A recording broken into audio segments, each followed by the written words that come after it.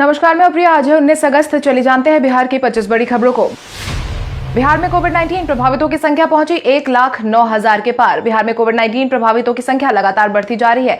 स्वास्थ्य विभाग की तरफ से जारी किए गए जानकारी के अनुसार बीते पिछले 24 घंटे में 3,257 नए मामलों की पुष्टि की गई है, जिसके बाद बिहार में प्रभावितों की कुल संख्या 1,09,875 पर पहुंच गई है।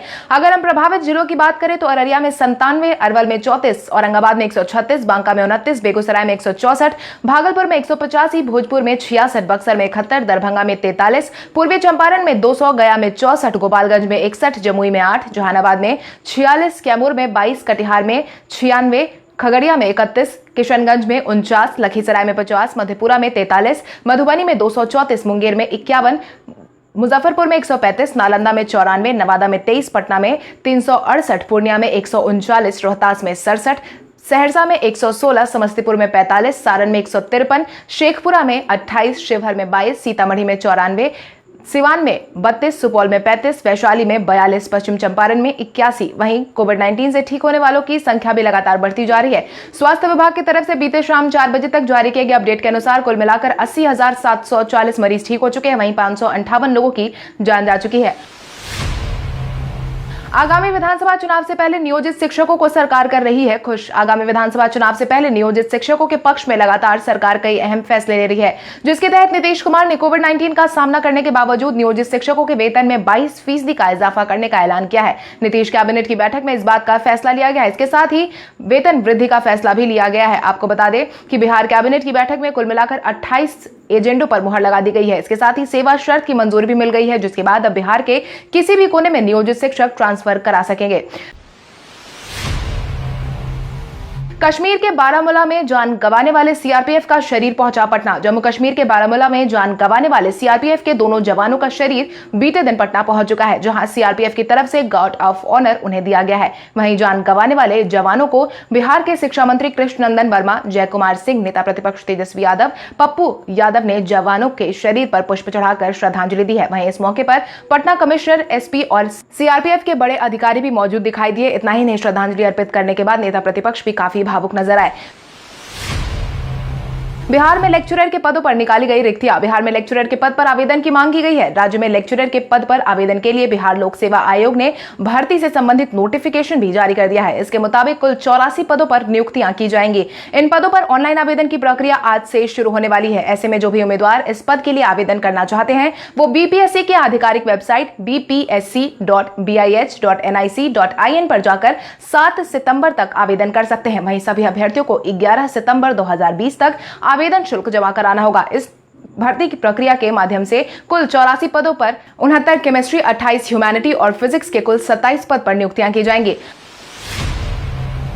मगध विश्वविद्यालय बीएड सत्र 2018-20 के रिजल्ट की जल्द होगी घोषणा। मगध विश्वविद्यालय के बीएड सत्र 2018-20 के प्रवेश परीक्षा के रिजल्ट की घोषणा जल्द ही कर दी जाएगी। हालांकि उससे पहले यूनिवर्सिटी ने सभी कॉलेज से शपथ पत्र की मांग की है, जिसमें यह बात साफ हो सके कि रिजल्ट आने में कुछ शर्त लगाई जाएंगी। मिली जानकारी के अनुसार सभी प्राइवेट बीएड कॉलेज और सरकारी कॉलेज को 20 अगस्त फर्स्ट क्लास मजिस्ट्रेट से एक शपथ पत्र देने का आदेश कर दिया गया है, जिसके बाद परिणाम स्वरूप ऐसे छात्र जिन्होंने नालंदा खुला विश्वविद्यालय की ओर से आयोजित संयुक्त प्रवेश परीक्षा में सफलता अर्जित की है, उन्हीं का दाखिला लिया जाएगा। मौसम विभाग ने बिहार के कई जिलों में एक बार फिर से बारिश की जताई संभावना। जहां बिहार में मानसून का असर कम होता दिखाई दे रहा था, वहीं मौसम विभाग के पूर्वानुमान के अनुसार एक बार फिर से कई जिलों को लेकर मौसम विभाग ने सतर्कता जारी कर दी है, जिसके परिणाम स्वरूप पटना, नालंदा, मुजफ्फरपुर, नवादा समेत बिहार के और कुछ जिलों में बारिश होने की संभावना जताई गई है। मौसम विभाग की तरफ से जारी किए गए एक रिपोर्ट में बताया गया है कि बंगाल की खाड़ी में हवा का प्रेशर बढ़ने के कारण एक नया सिस्टम सक्रिय हो गया है और इसी के कारण बिहार, उत्तर प्रदेश, झारखंड और छत्तीसगढ़ में मौसम एक बार फिर से बदलने की उम्मीद जताई जा रही है। सेवा शर्त मंजूरी पर शिक्षा मंत्री ने दी अपनी प्रतिक्रिया। बीते दिन नियोजित शिक्षकों के लिए सरकार ने कई अहम फैसलों पर मुहर लगाई है। वहीं सरकार की तरफ से सेवा शर्त को मंजूरी मिलने के बाद शिक्षा मंत्री ने अपनी प्रतिक्रिया जाहिर की है, जिसके तहत शिक्षा मंत्री कृष्णनंदन वर्मा ने दावा किया है कि हमें शिक्षकों के लिए सबसे बेहतर सेवा शर्त को मंजूरी दी है। मीडिया से बातचीत के दौरान उन्होंने आगे कहा कि हमने शिक्षकों के लिए हर संभव अच्छी और बेहतर सेवा शर्त देने का प्रयास किया है। मुख्यमंत्री नीतीश कुमार ने जो वादे किए थे उनको पूरा किया है और यही कारण है कि फिलहाल वित्तीय लाभ अभी शिक्षकों को नहीं दिया जा रहा है, मगर जल्द ही दिया जाने लगेगा। सुशांत सिंह राजपूत की बहन श्वेता सिंह कीर्ति ने सुप्रीम कोर्ट के फैसले में हो रही देरी से जताई परेशानी। सुशांत सिंह राजपूत की बहन श्वेता सिंह कीर्ति लगातार अपने भाई को इंसाफ दिलवाने की कोशिश में लगी हुई है। वहीं सुप्रीम कोर्ट की तरफ से सुशांत सिंह राजपूत के मामले में की जा रही देरी से वो काफी ज्यादा परेशान भी नजर आ रही हैं। इसी के तहत उन्होंने सुप्रीम कोर्ट आदेश को लेकर अपनी प्रतिक्रिया जाहिर की है, जिसके तहत उन्होंने अपने ट्विटर अकाउंट से लिखा है कि सुप्रीम कोर्ट से शीघ्र निर्णय के लिए अनुरोध करते हुए हम सभी उम्मीद के साथ धैर्यपूर्वक प्रतीक्षा कर रहे हैं। हर मिनट देरी से दर्द और दिल टूट रहा है।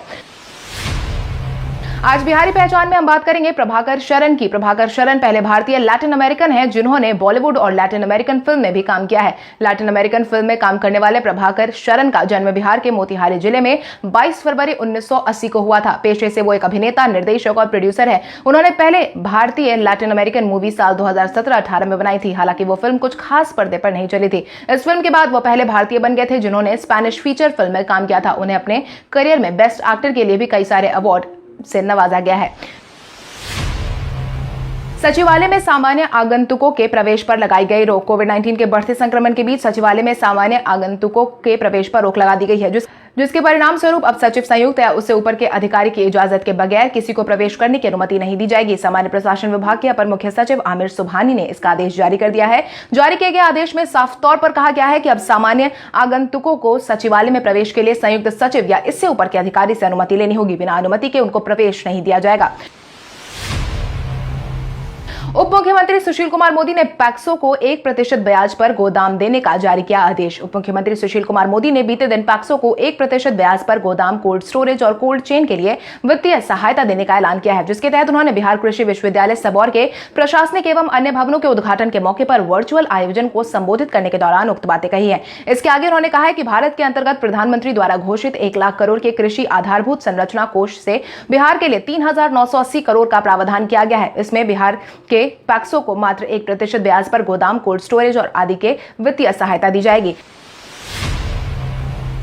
चुनाव की तैयारी को लेकर 3 दिन में दिशा निर्देश तैयार करने का आयोग ने दिया आदेश। चुनाव को देखते हुए चुनाव आयोग ने आगामी 3 दिनों में दिशा निर्देश तैयार करने का निर्देश दे दिया है। चुनाव आयोग ने एक महत्वपूर्ण बैठक का आयोजन करवाकर बीते दिन कई सारे बड़े फैसले लिए हैं। साथ ही चुनाव आयोग ने बिहार विधानसभा चुनाव को लेकर कोविड-19 के माहौल के बीच प्रचार, रैली और लोगों के बीच जनप्रतिनिधि कैसे वोट मांगने जाएंगे, इन सब पर फैसला लिया है। इसके साथ ही चुनाव आयोग ने जनसभा का आयोजन करने के लिए 3 दिनों में विस्तृत दिशा निर्देश तैयार करने का आदेश दिया है। नई दिल्ली में चुनाव आयोग की बैठक में गाइडलाइंस को मंजूरी दे दी गई है।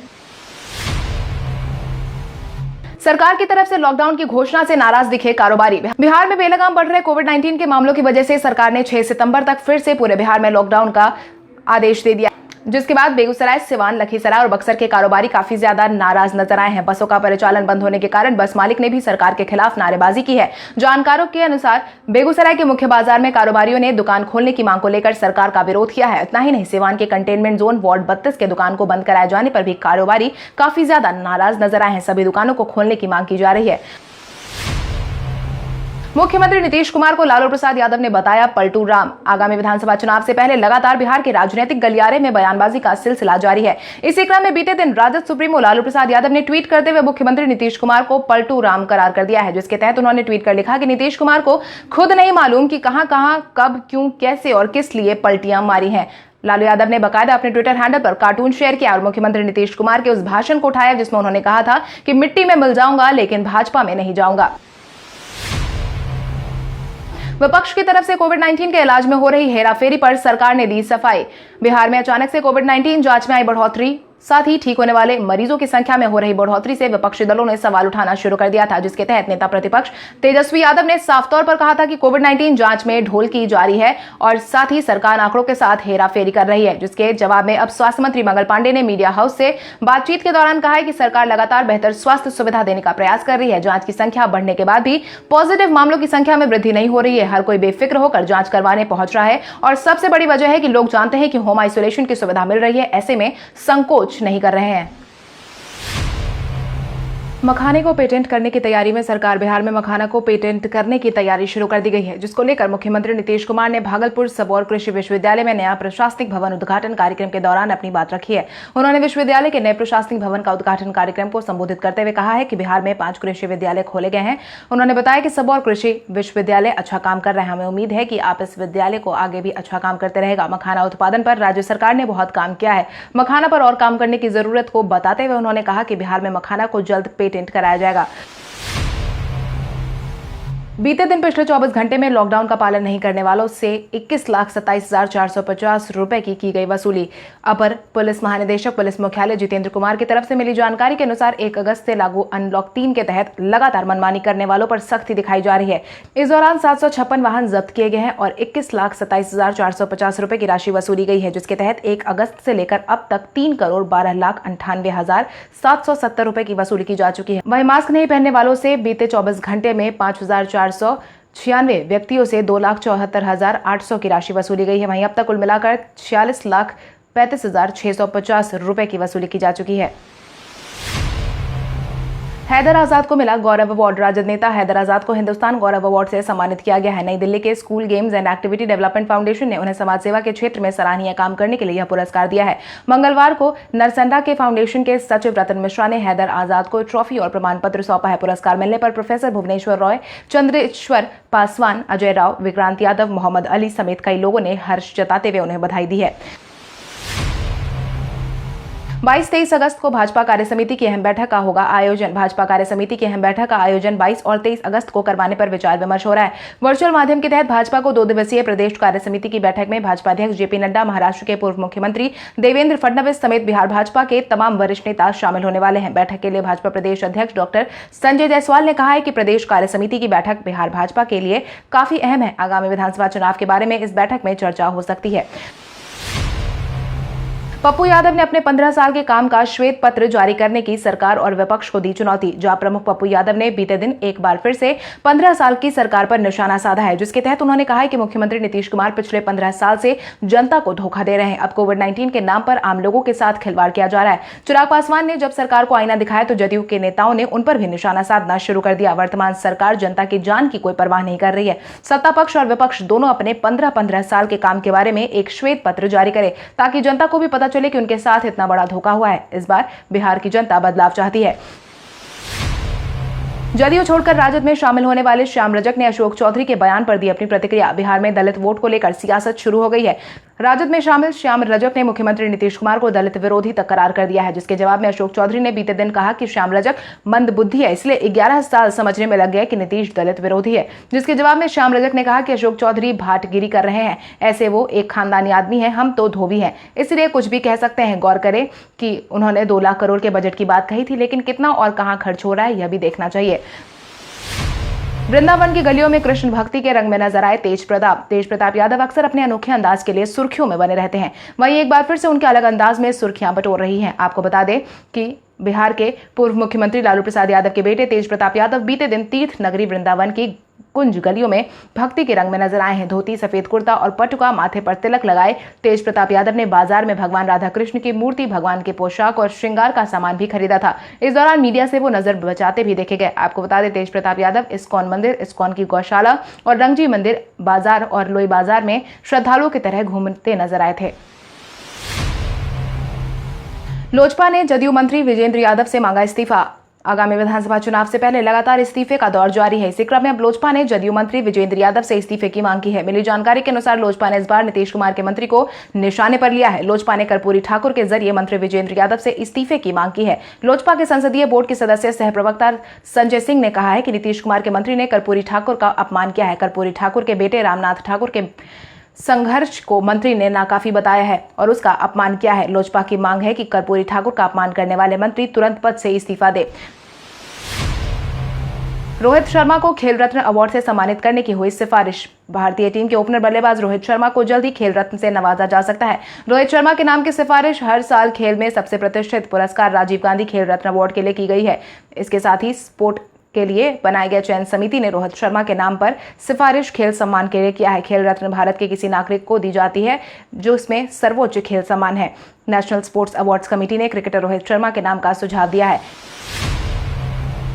रिया चक्रवर्ती ने विदेश दौरे के दौरान एक बिजनेसमैन से की थी मुलाकात। विदेश दौरे के बाद सुशांत सिंह राजपूत के मामले में संदिग्ध चल रही रिया चक्रवर्ती ने एक बिजनेसमैन से मुलाकात की थी। इस बात के सामने आने के बाद ईडी और अन्य जांच एजेंसियों ने तफ्तीश शुरू कर दी है। रिया और उस बिजनेसमैन के बीच में क्या बात हुई थी, इस पहलू पर फिलहाल जांच पड़ताल की जा रही है। जिसके बाद सवाल ये भी उठने लगा है कि क्या रिया बिजनेस में रुपए इन्वेस्ट करना चाहती थी, अगर ऐसा है तो रुपए किसके थे। हालांकि ईडी सहित अन्य जांच एजेंसियों को पड़ताल के बाद इस बात से पर्दा उठ जाएगा। रिया ने अपने मोबाइल और अन्य इलेक्ट्रॉनिक उपकरणों से कई मैसेजेस को भी डिलीट किए हैं। सूत्रों की माने तो जांच एजेंसियां उन सभी मैसेज को रिकवर करने की कोशिश कर रही है। कल हमारे द्वारा पूछे गए सवाल का जवाब आप में से बहुत सारे यूजर ने हमें कमेंट करके दिया था, उसके लिए आपका बहुत बहुत धन्यवाद। आप में से जिन यूजर का कमेंट हमें अच्छा लगा है उनके नाम है महेंद्र मिश्रा, सनौर रहमान, चंद्रशेखर सिंह, रूपा कुमारी, शशि भूषण, अमन कुमार मिश्रा, राजकुमार सिंह, दीपक कुमार यादव, गौतम पंडित, जितेंद्र यादव, नकुल कुमार, मुकेश राम, रवि कुमार यादव, राहुल कुमार, करण। इसके अलावा हमारी टीम को और भी लोगों के जवाब अच्छे लगे, मगर समय के अभाव के कारण हम उनका नाम नहीं ले पाए, लेकिन आप हमारे सवालों का जवाब देते रहे, हम कल आपका नाम लेने की पूरी कोशिश करेंगे। तो चलिए बढ़ते हैं आज के सवाल की ओर। आज का सवाल कुछ इस प्रकार है, बिहार सरकार की तरफ से लगाए गए लॉकडाउन में आपको कौन कौन सी दिक्कतों का सामना करना पड़ रहा है? अपने जवाब हमें कमेंट करके जरूर बताएं। इसके साथ ही आज के लिए बस इतना ही। अगर आप ये वीडियो हमारा यूट्यूब पर देख रहे हैं तो हमारे चैनल को सब्सक्राइब करें और बेल आइकॉन दबाना ना भूलें, और अगर आप ये वीडियो हमारा फेसबुक पर देख रहे हैं तो इस वीडियो को लाइक करें और ज्यादा से ज्यादा शेयर करें। धन्यवाद।